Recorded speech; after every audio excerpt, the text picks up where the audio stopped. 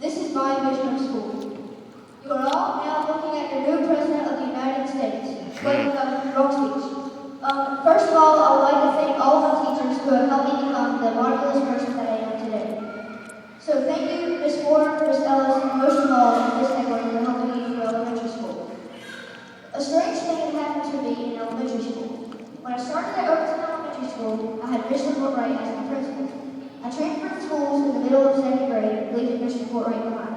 But I guess he missed me so much that he came to see me and be our principal here at Elizabeth Campbell Elementary. So thank you, Mr. Fortright. My parents and teachers are the reasons that I've accomplished goals in my life. If you are one of my parents, grandparents, or teachers, please stay. I'm getting that.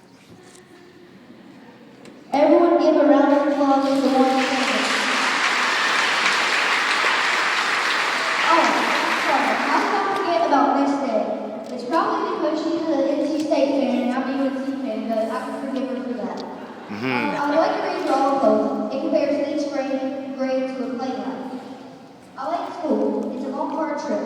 All these lessons and hard work made my brain do flips. School is hard and exciting, all at the same time. Pre-K is when you step on the plane, and kindergarten is when it's going down the runway.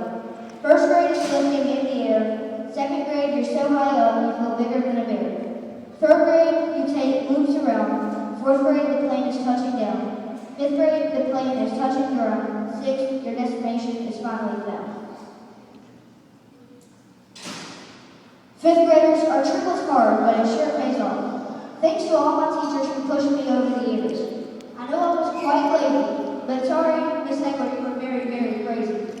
So this is how I will move on from HDES, sorry.